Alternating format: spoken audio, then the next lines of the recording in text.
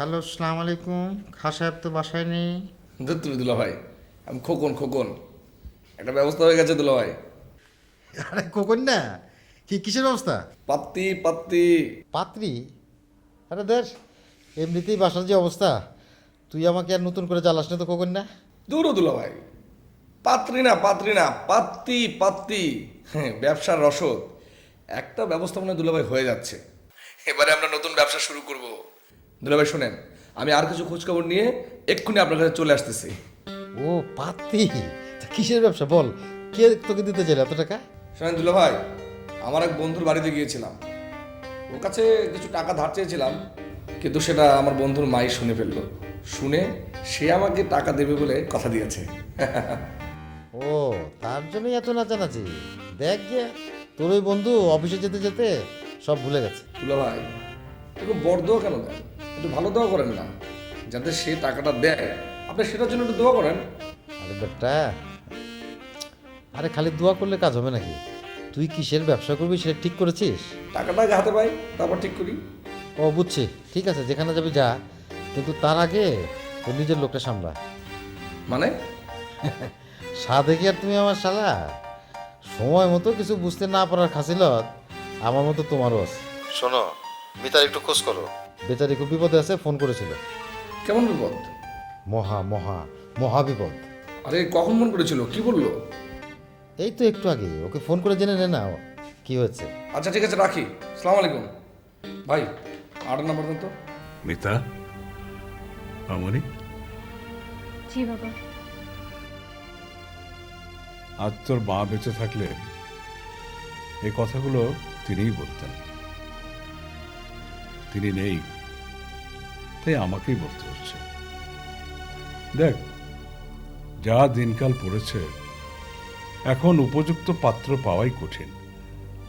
কি ঠিক বললাম? জি।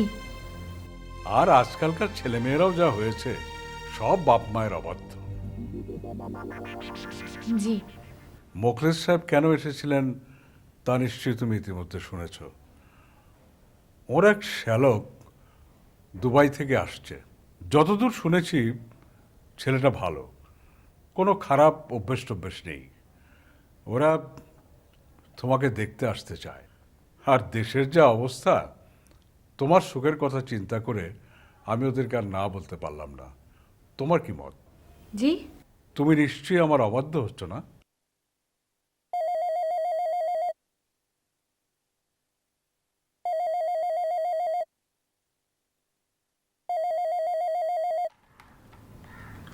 হ্যালো।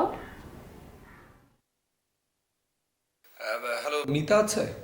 কে? খোকন ভাই, একটু হোল্ড করেন। আপু, তোমার ফোন।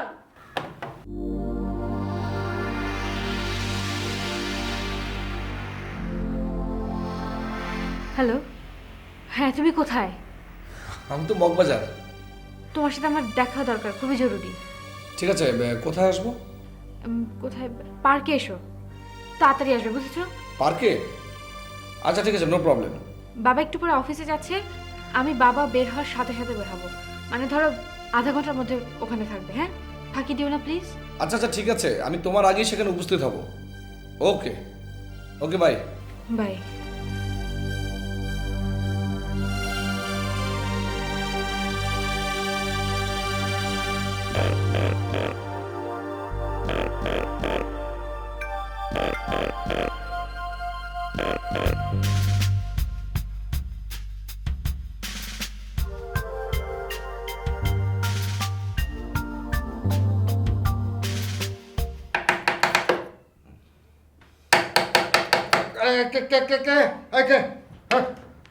মরার ঘুম। শেষ ব্যবসাটা ছেড়েছো তো আজ 3 মাস হলো। এতদিন ধরে নাকি তেল দিয়ে ঘুমিয়েও তোমার ঘুম শেষ হয়নি? ও না, মানে ঘুমায়নি তো, মানে শরীর একটু ম্যাচ ম্যাচ করছিল তো, মানে না, মানে শরীর ঠিকই আছে, মানে একটু আসলে একটু ঘুমিয়েই পড়েছিলাম বোধহয়। টেবিলে খাবার দেওয়া হয়েছে। হ্যাঁ, ও আসলে তোমার হাতের রান্না খাবো বলেই ঘুমিয়ে পেটটা একটু খালি করে নিলাম। কি রেঁধেছো আজকে? খড় বিছানি ভাজা, এক গামলা লবণ পানি, আর ওই জাবর কাটার জন্য কচি কচি ঘাস।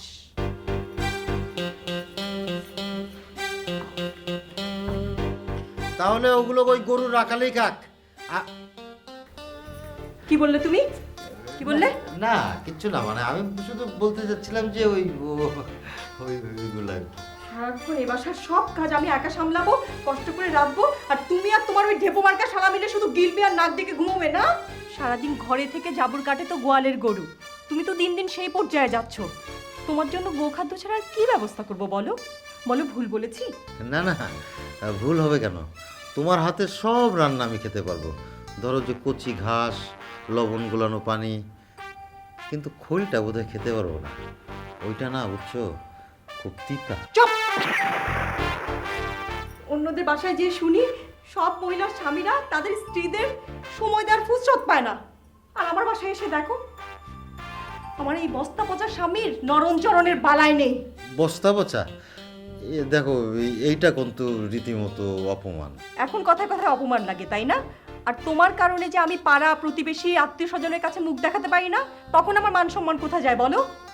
লোকে যখন বলে ওই যে দেনাদার খুররম খাঁর স্ত্রী যাই, তাকে যে জিজ্ঞেস করি আমাদের ধার কর্য কখন শোধ করবে, তখন আমার কেমন লাগে বলো? এই জন্যই তো আমি ঘর থেকে বেরোতে চাই না, বুঝছো? আহা হা হা, বাসা থেকে বের না হলে যেন সব ধার কর্য শোধ হয়ে যাবে।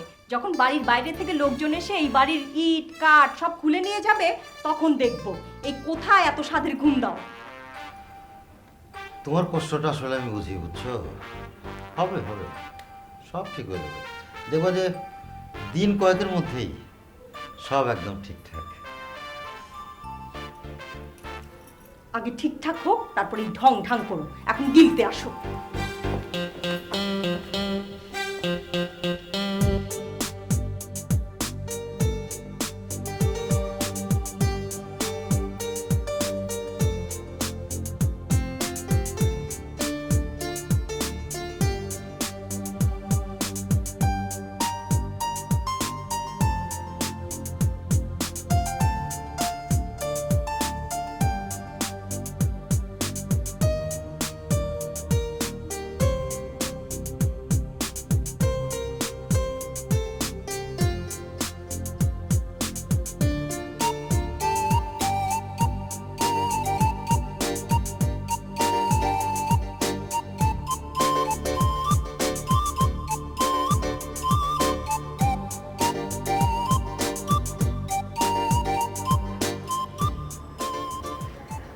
বললো আধা ঘন্টার মধ্যে আসবে, এখনো কোনো খোঁজ নেই।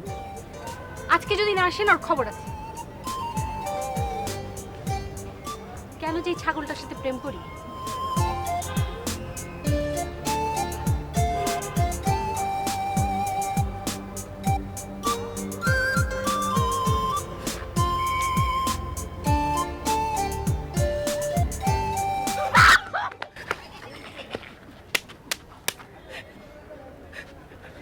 পুরো ধারে হয়ে গেলে রং ঢং গেল না, অসহ্য। আরে তোমার সাথে একটু লুকোচুরি খেলছিলাম আর কি। এত ঢং করা লাগবে না, তোর সাথে খুব জরুরি কথা আছে। তোমাকে আর বেশি সময় দেওয়া গেল না। বাবা একটা ছেলে দেখে ফেলেছে, বুঝেছো? ছেলে দেখতে ভালো, দুবাই থাকে, ছুটিতে দেশে এসেছে, একবারে বিয়ে করে তারপরে দুবাই ফিরে যাবে। কোথা থেকে? বললাম তো দুবাই থাকে। দুবাই? মানে দুই বাই? ও, দুইবার বাই বাই না? তুমি এরকম করলে কিন্তু আমি সত্যি সত্যি ওই মরুভূমির ছোকরার গলায় ঝুলে পড়বো। ছোকরা বলো না, মরুভূমিতে থাকে হচ্ছে উট। বলো যে আমি কিন্তু উটের পিঠে চড়ে দুবাই চলে যাব। হ্যাঁ, তুমি কিছু মনে করো না। হ্যাঁ, ফাজলামি করো না খোকন, একটু সিরিয়াস হও। আর সিরিয়াসলি বলছি, তুমি ঝুলে পড়ো। পড়বই তো। তোমার কি মনে হয় তোমার জন্য আমি অনন্তকাল ধরে অপেক্ষা করব? আরে বাবা, অনন্তকাল থাকার দরকারটা কি? বলেছি যে মাত্র 7টা দিন ওয়েট করো। 7 দিনে কি হবে? 7 দিনে তুমি সব ঠিক করে ফেলবে।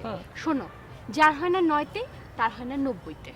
যার হয় 9-10 তার হয় 99তে। বুঝতে পেরেছো? আমি তোমাকে সেই কথাটা বলতে চাইছিলাম। তুমি কি চাকরি পেয়েছো? নো, আমি তো সিদ্ধান্ত জানিয়ে দিয়েছি আমি চাকরি করবো না, আমি করবো ব্যবসা। তাহলে কি বলতে চাইছো? শোনো, তুমি এখানে না ডাকলে এতক্ষণে আমি আমার এক বন্ধুর কাছে যেতাম, একজন ব্যবসায়ী বন্ধু। সে ব্যবসার জন্য আমাকে টাকা দেবে বলেছে। তার টাকা দিয়ে আমি আমার ব্যবসার ক্যারিয়ারটা শুরু করতে চাই। তাহলে এখানে বসে আছো কেন? শিগগিরই বন্ধুটার কাছে যাও। বারে, তুমি না দুলাভাইয়ের কাছে নিয়ে বলেছো যে তোমার মহাবিপদ, আমি তোমার সঙ্গে যোগাযোগ যদি না করি তাহলে ইঁদুরের বিষ খেয়ে মরে গিয়ে তুমি আমাকে ভাসিয়ে দেবে। তাই তোমাকে বাঁচাতে এগিয়ে এলাম, একজন মৃত্যু পথযাত্রীকে বাঁচাতে এগিয়ে গেলাম। তার রক্তের প্রয়োজন, রক্তের গ্রুপ খোকন পজিটিভ। খুব কাজ দিয়েছো। আমার যা বলার আমি বলেছি, এক্ষুনি বন্ধুদের কাছে যাও, ব্যবসার কাজ শুরু করো। না, আজকে যাব না। তোমার সাথে কতদিন পর দেখা হলো। আচ্ছা, একটা কাজ করি, আজকে সারাদিন আমরা এখানে বসে বসে দুজনে গল্প করি, বাদাম টাদাম খাই, আমরা কি হলো? দেখো খোকন, রং ঢং ছাড়ো। পাওনাদাররা দিনের পর দিন ডেট দিয়ে মানুষকে ঘোরায়। তুমি যদি আজকে তোমার বন্ধুদের কাছে না যাও, সে কি টাকা নিয়ে বসে থাকবে? ব্যবসার প্রথম শর্ত হচ্ছে সিনসিয়ারিটি। আর তুমি কি করছো? প্রথম থেকে অনিয়ম করছো। এক্ষুনি যাও। আচ্ছা, তুমি কি আমাকে জ্ঞান দিচ্ছ? হ্যাঁ, জ্ঞান দিচ্ছি। যারা নির্বোধ তাদের মাঝে মাঝে একটু জ্ঞান দিতে হয়। আমি নির্বোধ? আমি নির্বোধ এই কথা তুমি বলতে পারলে? নির্বোধকে নির্বোধ বলবো না তো কি বলবো? আবার? আচ্ছা ঠিক আছে, ওকে। আমি যদি নির্বোধী হয়ে থাকি, তাহলে আমাকে নিয়ে তুমি ঘর বাঁধার স্বপ্ন কেন দেখছো? একটা কথার মধ্যে আরেকটা কথা টানছো কেন খোকন? আরে টানলাম কোথায়? টানা নয় তো তুমিই করছো। তুমি কিন্তু বেশি ফালতু কথা বলছো। এত ফালতু কথা বলবে না। তুমি কি মনে করো নিজেকে? তুমি ছাড়া পুরো পৃথিবীতে আর কোনো ভালো পাত্র নাই না? যা, আমি দুবাইওয়ালার গলায় ঝুলে পড়বো। দুবাই এলাকা ঝুলে পড়বে? যাও, ঝুলে পড়ো। পড়বই তো। কি করছো বাবা? এই মিতার বিয়েতে খরচপত্র কেমন হবে সেটা একটু হিসাব করছিলাম।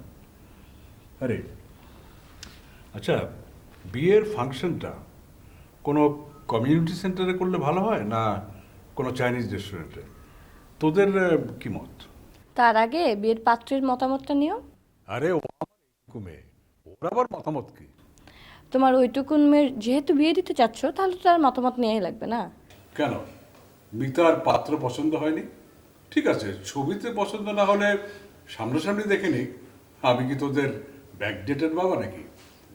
হ্যাঁ, দেখ তো কোনো কিছু বাদ পড়লো কি না। আমার বড় মেয়ের বিয়ে আমি খুব ধুমে ধামে দেব। কিরে, কোথায় গেছিলি?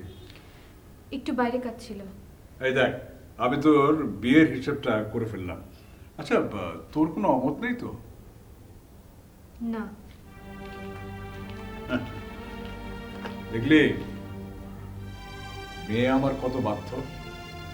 ওর বিয়েটা আমি ওর মত নিয়ে দিলাম, কিন্তু তোরটা তোকে আমি হাত পা বেঁধে বিয়ে দেবো। আমি খুব ভালো করে বুঝতে পারছি তুই আমাকে বেশ জ্বালাবি।